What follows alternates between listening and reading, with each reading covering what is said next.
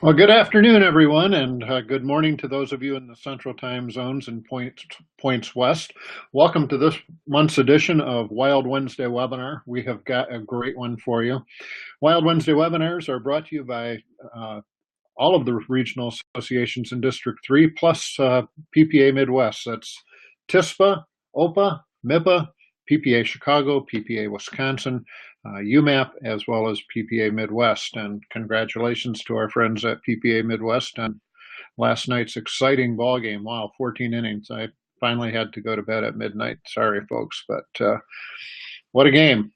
Like to also make everyone aware of next month on we're moving up to November 18 because of the holidays. Our Wild Wednesday webinar will be a little bit earlier, and we have Dale Limes, who's going to be speaking on how to increase your sales by using the habits of top producers.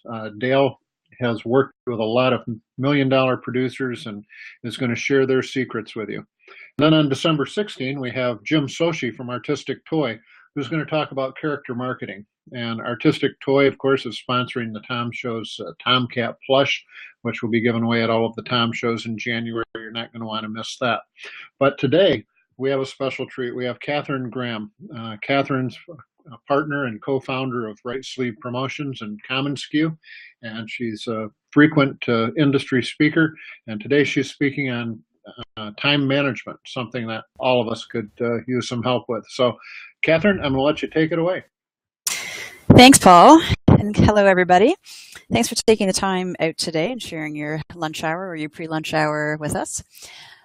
What we are going to talk about today are some strategies around how to more effectively and efficiently use your time. And before we jump into that, what I would recommend is give yourself the gift of this hour. Whoops, as we just went to sleep here. Give yourself the gift of this hour by being able to focus exclusively on what you are here for. So close your email, set aside your phones, do anything else that is going to set aside anything that's going to distract you, and really be able to focus in on what we're talking about, because I think that you will find that you'll get a lot more out of this if you're not trying to do a bunch of different things at once in the background. So without any further ado, let's dive in. How many of you feel like this on a regular basis? Overwhelmed, overworked, that there's more to do than you can possibly get done. We're living in an always on, instant response expected 24/7 world, and that just kind of sucks the energy from us on a regular basis. When you think about the pace of this industry, what used to be, a couple decades ago, that when an order was put in, that a month's time of production was normal, and you had camera-ready artwork that went back and forth, via mail or courier, and you had all this lead time to get jobs done. And now, because of quick turnarounds and amazing advances in production and in technology, clients now expect everything to happen yesterday. So the pace at which we are operating now is dramatically faster than it was years ago. And as a result, we have to be far more efficient with how it is that we are spending our time in order to be able to keep on top of those changes. So let's move forward from that feeling and get you guys in a position of going from frazzled to focused and being able to feel as if you're on top of what you have to get done during the day. We're going to cover 3 areas in this webinar today. The first of which is what I call the what. So what should you be spending your time on? How do you identify how your time is best spent and make sure that you can stay focused from that perspective? The second area that we're going to talk about is when. Looking at some strategies around time, around how it is that you use time, and thinking about kind of allocating time during your day to be the most kind of efficient and productive that you can be. And the last thing that we're going to look at is the how. So we're going to talk about some techniques. We're going to talk about some apps and tips overall. And this is the area where we will spend the most time, as I think that there's the most kind of hands-on applications that can come out of this section.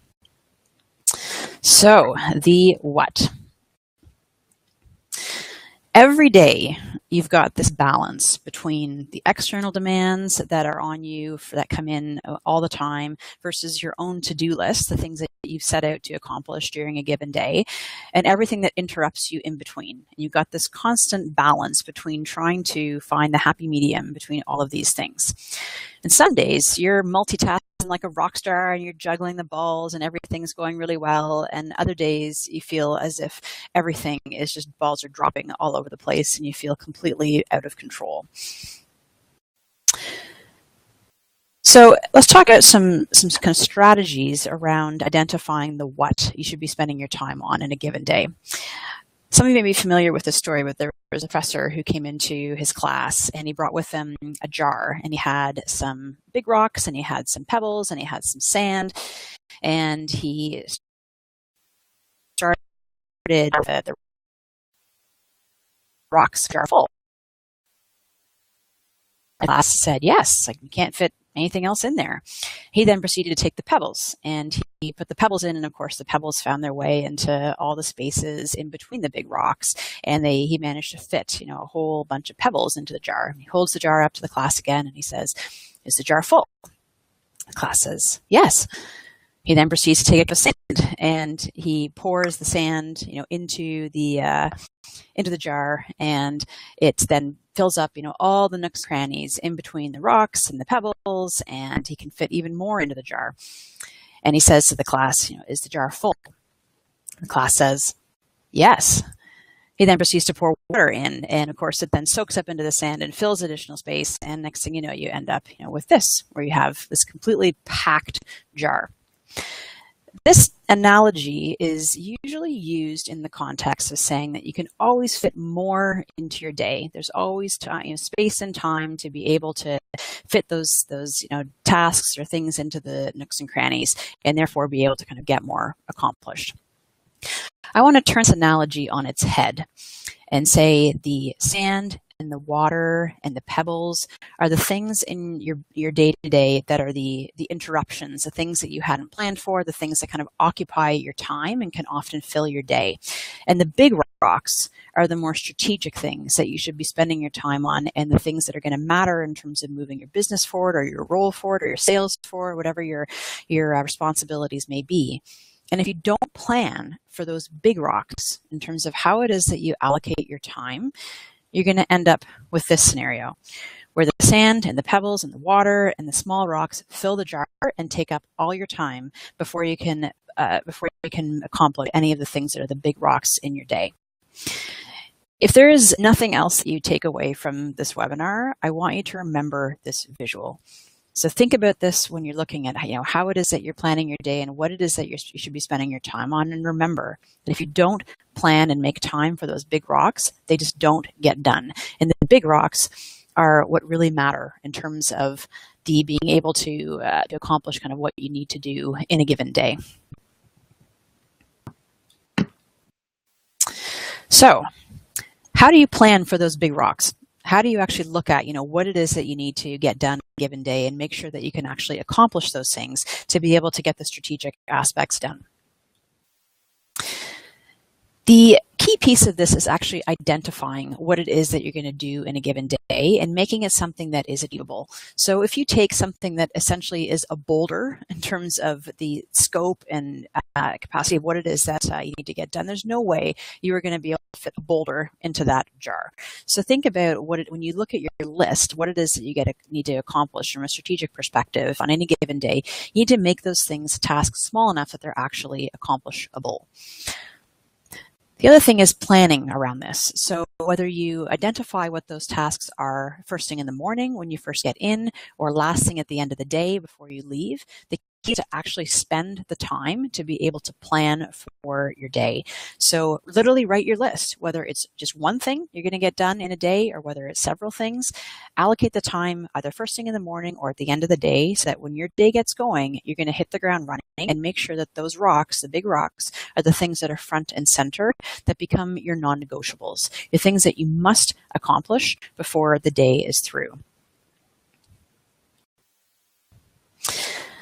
As I said about this analogy of the boulder, is that if your task is too big, you're just going to procrastinate and never get it done. So you have to be able to break that task down into smaller components to actually make them things that you can accomplish. It means that it's going to be much less intimidating if you have something that you can kind of check off. There's nothing more satisfying than checking something off the list. So if that task represents something that is actually achievable and you can check it off the list and you can say you got it done during the day, it's going to make you far more likely to identify the tasks that you're going to get done tomorrow. If the task is too big and you're looking at it thinking, oh, I've got emails coming in, I've got things I'm doing, I can't set aside the time to accomplish that, then you're going to keep pushing it off and pushing it off, and you will never be able to instill this habit of identifying those kind of key rocks and getting them accomplished. So break down the tasks into something achievable, and you're far more likely to actually get them done. So that is the what, and the what is obviously going to be different for every single role based on what it is that your job entails, and it's up to you to obviously know kind of what it is that is going to be important as far as being able to move your role forward. But the key is actually focusing on being able to identify those and create those tasks. So let's talk about the when. Every single task that you identify is going to require some balance of time, energy, and priority.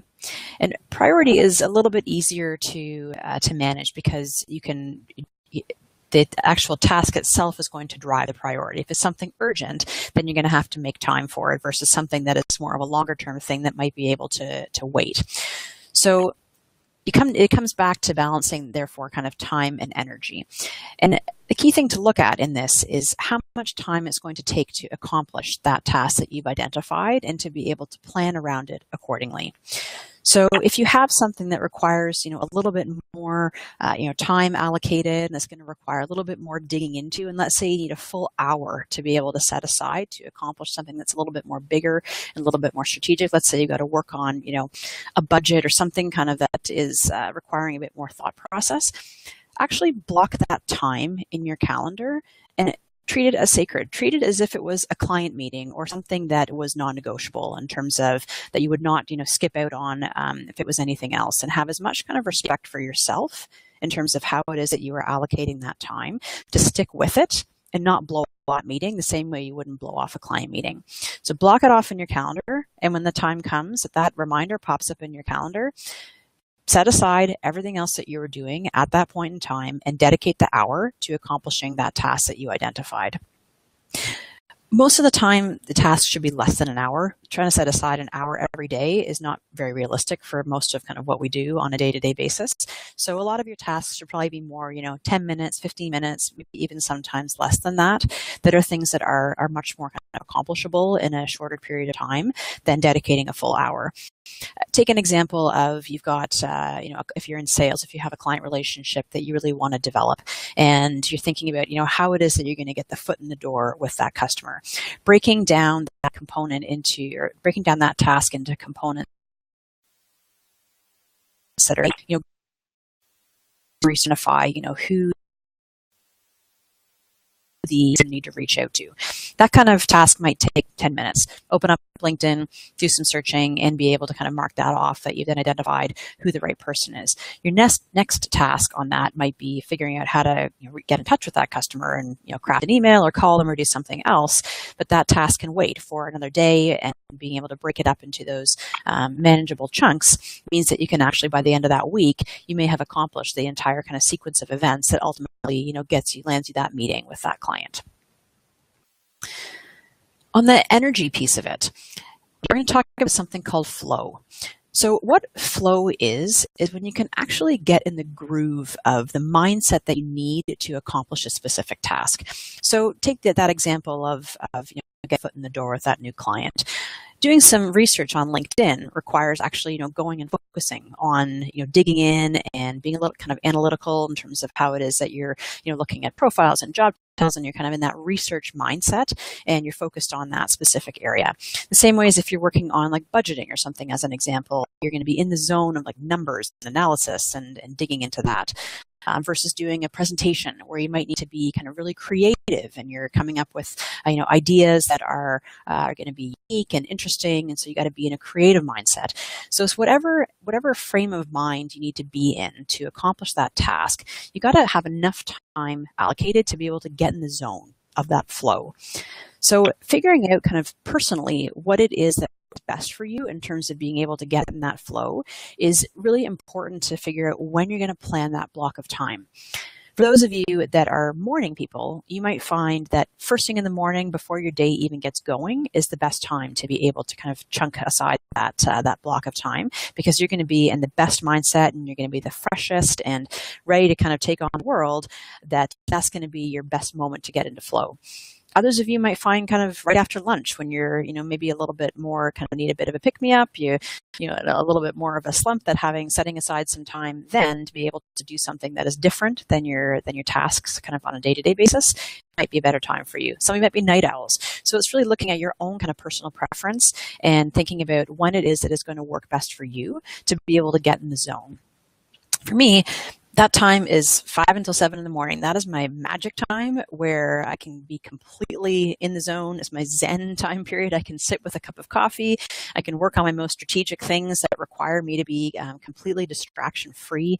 There's very few emails coming in at that time. The phone is not ringing. There's no one coming in to bug me. I'm sitting at home comfortably, with my coffee and working on whatever is the most important stuff. What that means is that when I get to the office, I've already knocked out of my day my big rocks, the things that I really needed to accomplish kind of for that day. And then whatever else may happen at that point, if I get derailed by, unexpected meet or things that happen, it's not going to matter as much because I've already gotten that stuff out. So that's just personally what happens to work for me. But the key thing is identifying, what is the best time of day when you're going to have the most energy and be able to get yourself into that zone or into flow to be able to accomplish that task that you need to get done. So that's the when. So we've talked about the what, we've talked about the when, and as I mentioned, the area that we're going to spend the most time on is the how. Because I know you're all sitting there thinking, that's great, Catherine, that you've got this theoretical idea of coming up with these big strategic things that we're going to get accomplished, and when we're going to block off time and we're going to do these kinds of things. But the reality of my day is that I get interrupted absolutely constantly, and fires to put out and things bombarding me, and I just don't have time to accomplish those things. So we're going to address that challenge kind of head on with how. The first thing we're going to talk about is the touch it once principle. Once you touch it, take action. Don't set the task aside for later. The area that this is most applicable to and where you will see the biggest impact if you implement this tip is with email. The behavior that most of us take with email is we'll kind of work our inbox and we'll deal with stuff as it comes in. And if something comes up in our inbox that is a little bit more complicated or might require a little bit more thought, or you got to check with someone before you can get back to the person, then you thought, I don't really have time to deal with that right now. So I'm going to close that email and move on to the next, and I'll come back to it. So the afternoon comes, you're getting to the bottom of your inbox and seeing what you haven't dealt with. You open up that email again and you look at it and you think, I still don't really have time to do this. So I'm going to close it and come back to it.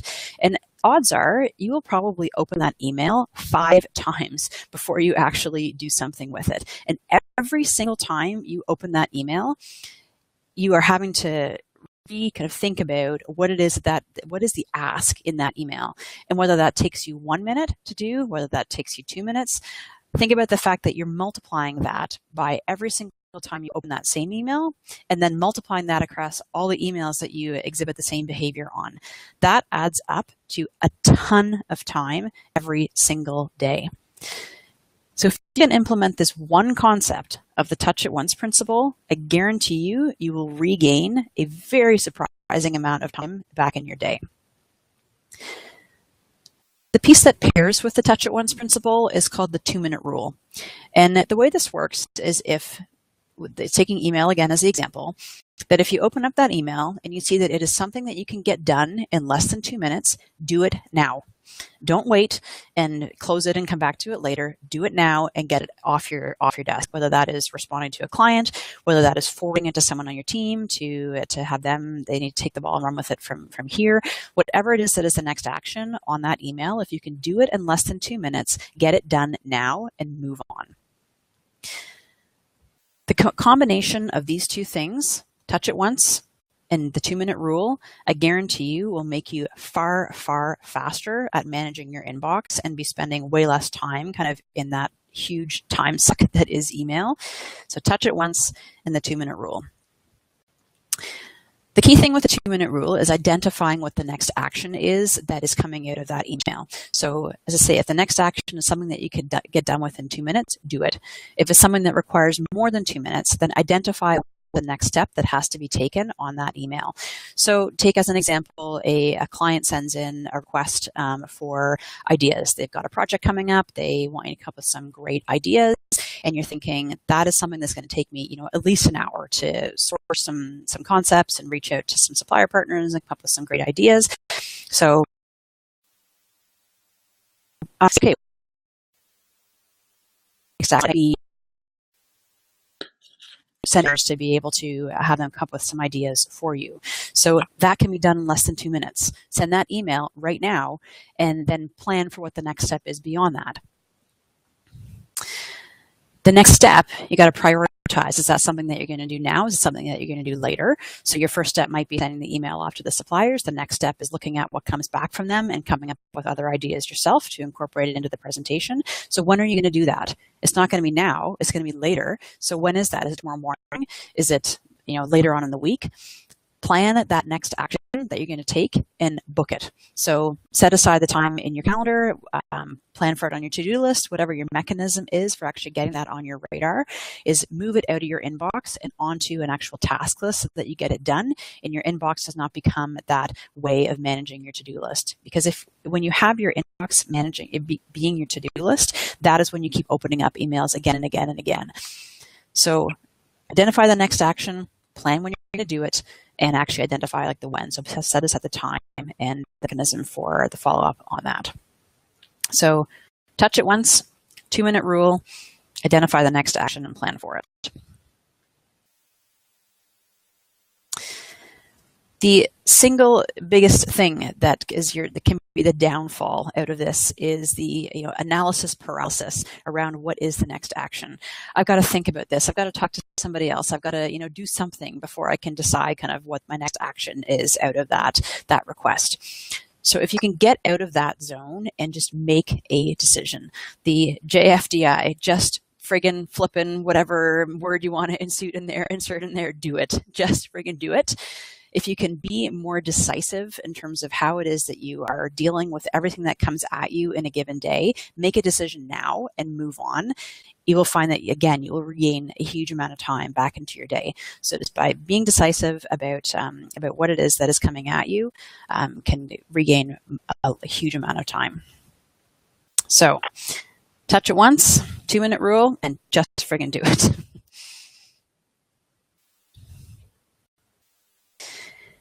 I'm going to shift focus right now to talk about kind of the cognitive side of this whole thing with the busy factor kind of in life. One of the biggest disservices that has been done to kind of us as humans over the past couple decades was the introduction of multitasking, this concept of multitasking, and thinking that, if you are able to multitask and do all these different things all at the same time, then you are a total superhero, and people prided themselves on being able to do multitasking. What is coming out of the research now is that the brain is not actually capable cognitively of multitasking. Your brain cannot focus on 2 things at the same time. So I guarantee you, if right now you are reading your email and listening to this webinar, you've probably missed a bunch of what I've just said in the past 10 minutes because your brain is focused on reading that email. It cannot process 2 pieces of information at the same time. So, and I know that many of you have likely been caught in this situation before where you're half listening to a conference call and thinking, oh yeah, I can just knock out a bunch of stuff, while I'm on this call. And someone then asks you a question and you realize that you've missed the past 5 minutes of the conversation is because your brain is focused on whatever it is that you shifted to.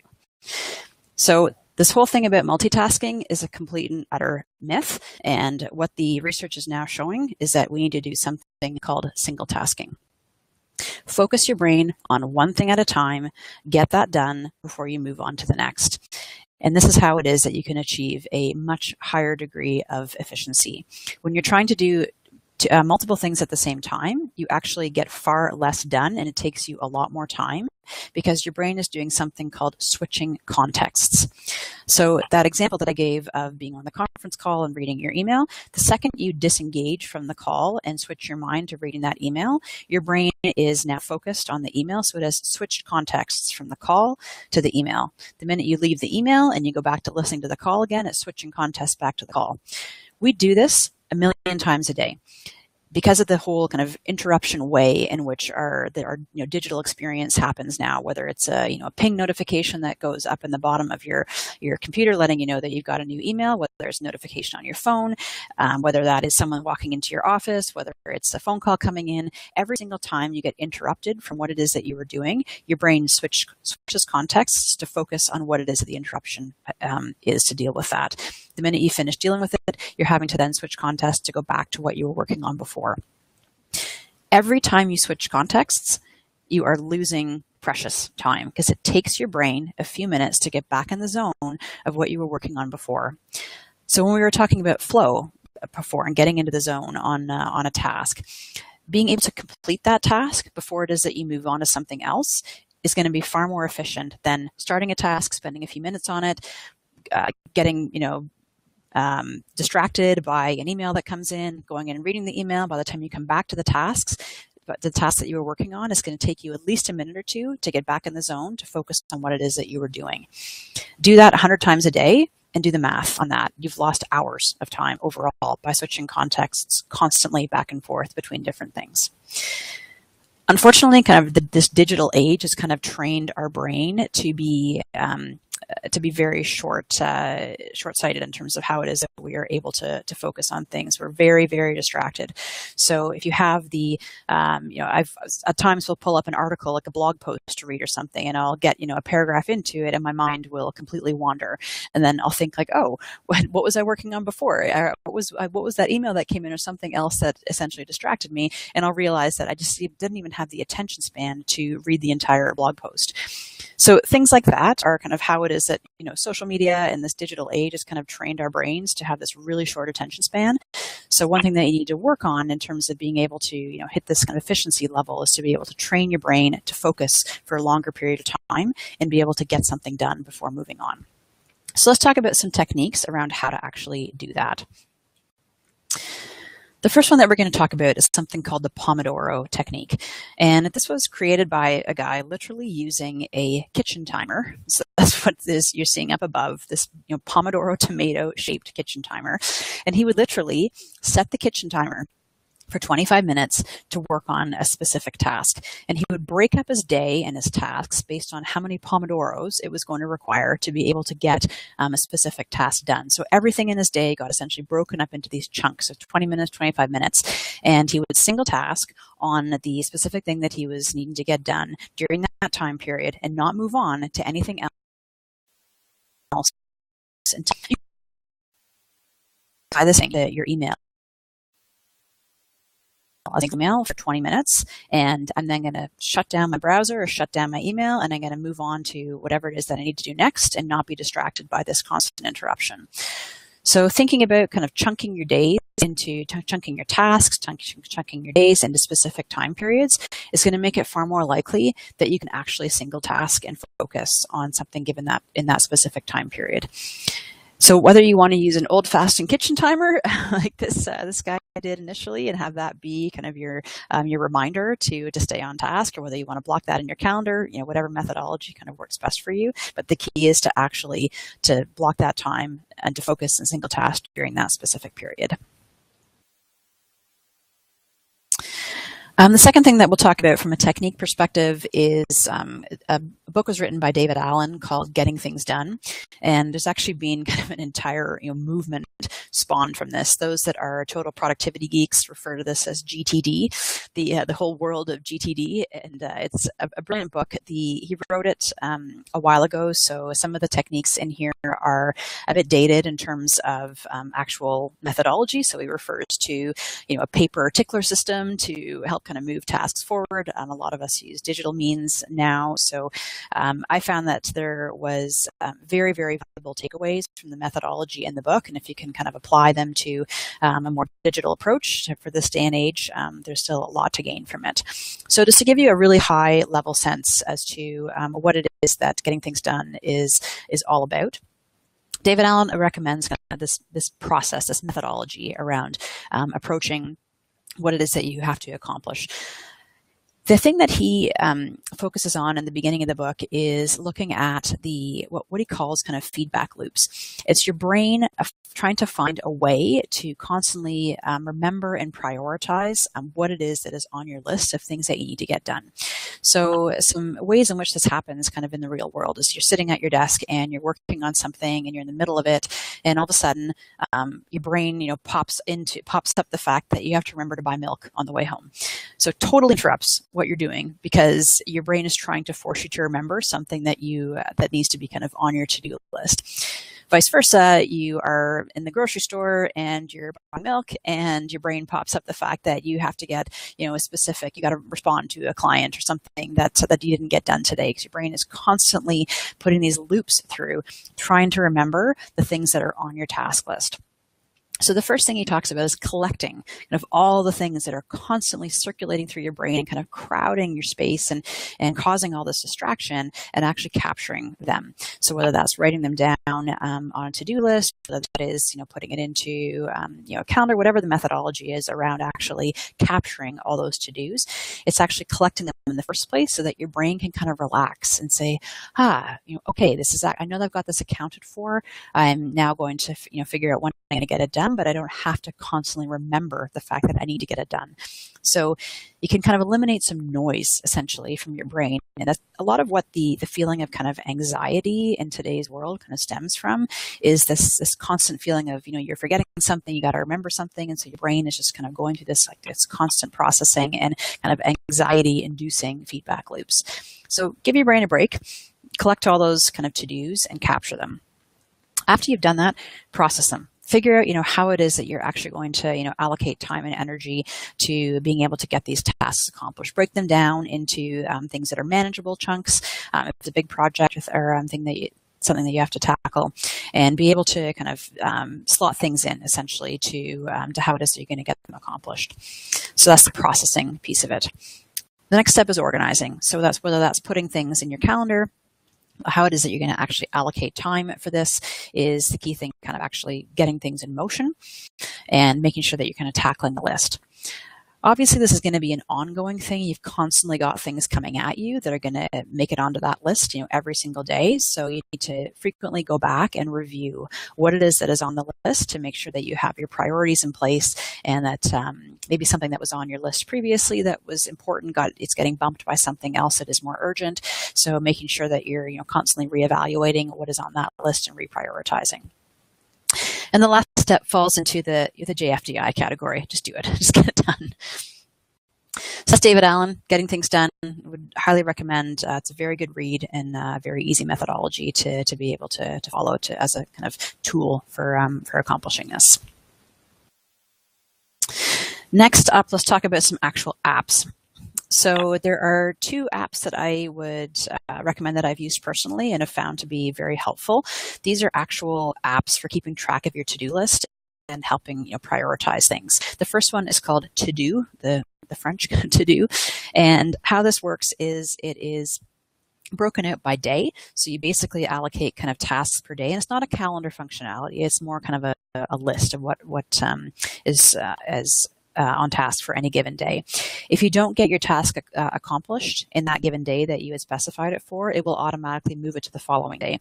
So the nice thing about that is those of you that are used to using paper-based systems, when you've written out your to-do list and you've got some of it done and you didn't accomplish others of it, you turn the page and now you're finding yourself rewriting your to-do list, and you're constantly doing that in order to keep things in sync. is a way of, automatically kind of digitally doing it for you. Obviously, the risk with this is that if you're not getting your things done, then you're going to end up with this massive accumulation of tasks that are continually rolling forward, and it will kind of defeat the purpose. So being able to, again, reprioritize and review kind of what it is that you had allocated for a specific day and move things around different days if you're finding that you're getting backlogged is critical to actually making this particular app effective. One thing I love about To-Do is that it has this bucket that kind of sits underneath the days. It says someday.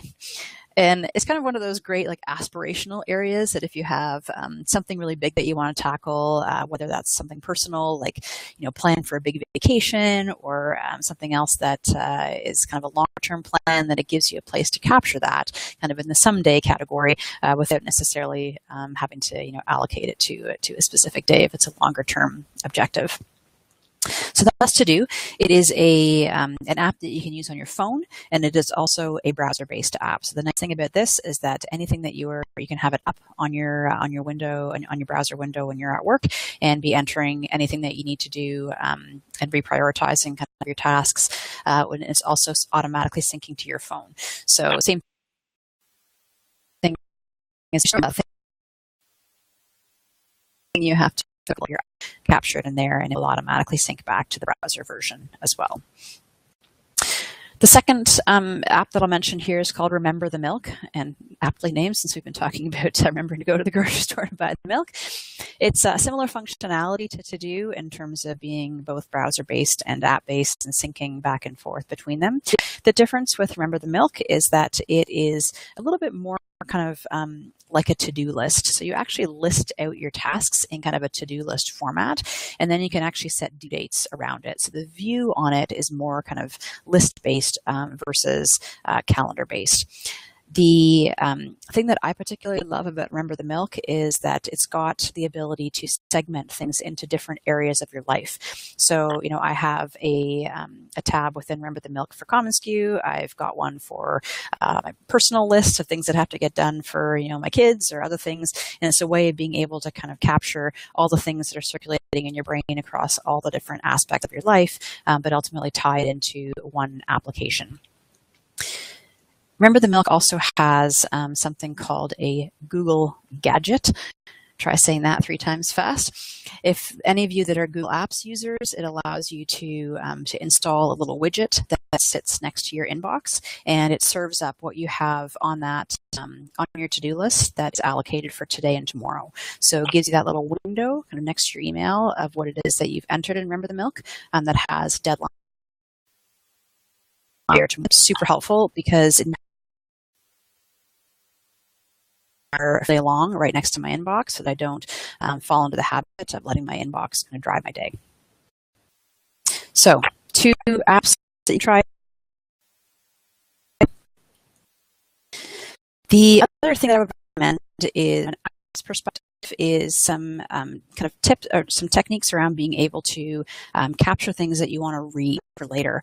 One of the things that I find really challenging in my day is if I come across a great blog post or a great article or something that I know is I'm very interested in the content and I want to be able to read it, but I'm having a hard time setting aside enough time during a particular day to be able to get to it. That what used to happen is I would leave it in my inbox and it would sit there and sit there and sit there and get buried further and further down, eventually to the point where I would just say, forget it. Couldn't be that important. I'll just delete it or archive it. What's unfortunate about that is that you end up missing out on a lot of great content. So being able to use some apps such as Feedly or Pocket or Instapaper all give you the ability to capture web pages or other things for reading later.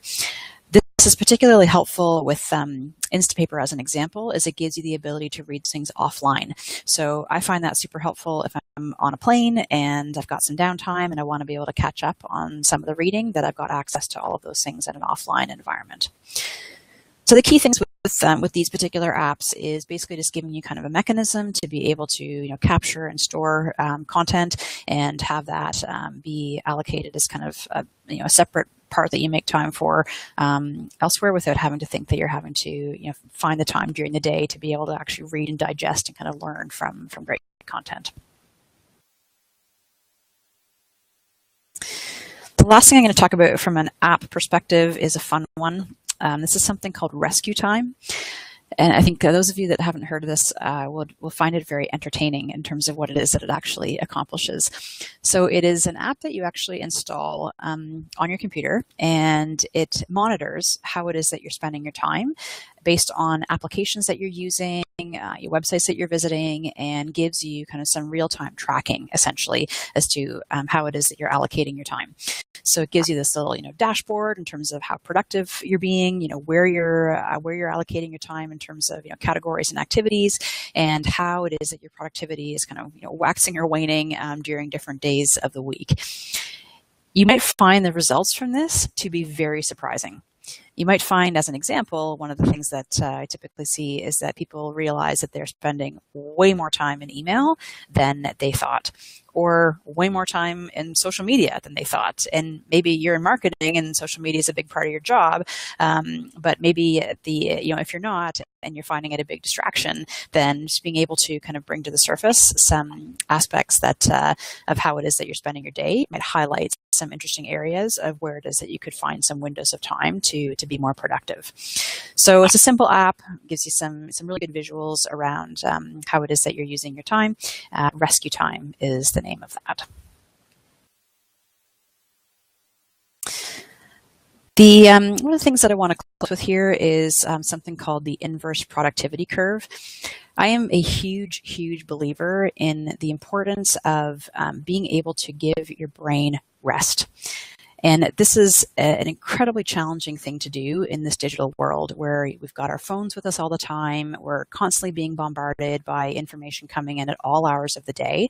And it's very tempting to say, oh, I'll just, knock out a couple emails for, an hour at night, or I'll, get this done, whatever kind of you're trying to squeeze in essentially to elongate your day on either end. That what ends up happening is that you're kind of, without realizing it, working all the time. And there is something called the inverse productivity curve. This is a study that was done more specifically in the technology world, where it found that developers, if they worked past a certain time at night, that the quality of their code dropped off dramatically. There were far more bugs that were introduced with code they were writing kind of later into the night versus stuff they were doing during the day when they were fresh. Exactly the same thing applies to any role. You're just not as fresh at 11 o'clock at night when you put in a full day than you might be first thing in the morning. So it's going to take you twice as long to get something done at that point than it might be when you're fresh first thing in the morning. Your brain needs time to rest and recharge. Put away the phone. Go and do something, go outside and get some fresh air, walk around, get some exercise, kind of get the serotonin going that kind of gets your brain all feeling happy, and figure out, how it is that you can make sure that you are not spending all your time kind of just managing the barrage of the day to day.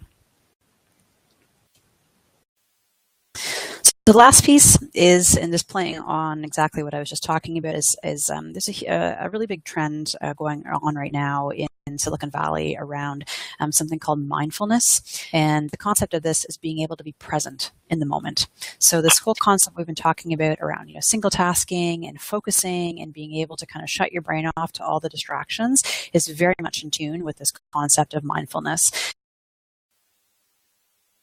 And that conversation, we focus on what that person is saying versus to-do list, or what you're going to say next in the conversation. Is being present. And I can tell you that as a parent, this is something that I struggle with at times, that you're coming home from work and you've got your mind racing on a million different things that you have on the go.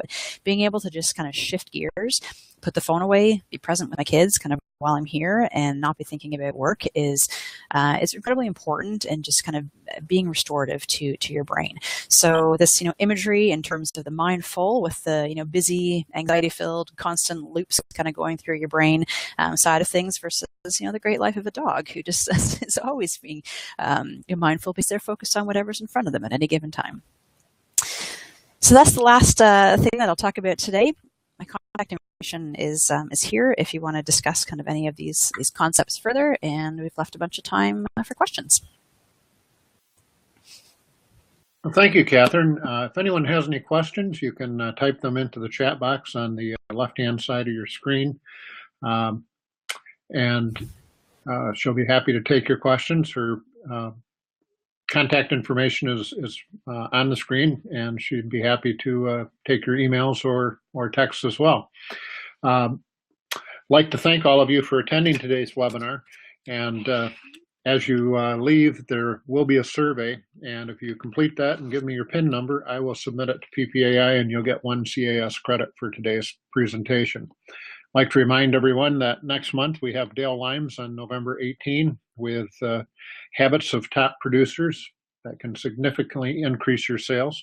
And then in December, we're going to learn about character marketing from Jim Sochi from Artistic Toy. Wild Wednesday webinars are brought to you by MIPA, OPA, TISPA, PPA Wisconsin, PPA Midwest, UMAP. Who am I forgetting? PPA Chicago. I think I covered them all. If no one has any other questions, Catherine, thank you so much for giving us your time today and for the wonderful tips. It's something all of us can be using, and I'm sure we all received 1 or 2 great new ideas that are going to help us be more productive and take the frazzle up. Thank you, Catherine. Yeah, it's my pleasure. So if there's no questions, then I've therefore given you back a gift of 15 minutes of time that you were not expecting. So take that time and actually sit down for a minute and identify your rocks. Think about that visual of the jars and think about what it is that your rocks are that you need to get done so that you can start planning and prioritizing around that and being a lot more efficient and feeling more relaxed. Thanks everyone for your time. Thanks everyone.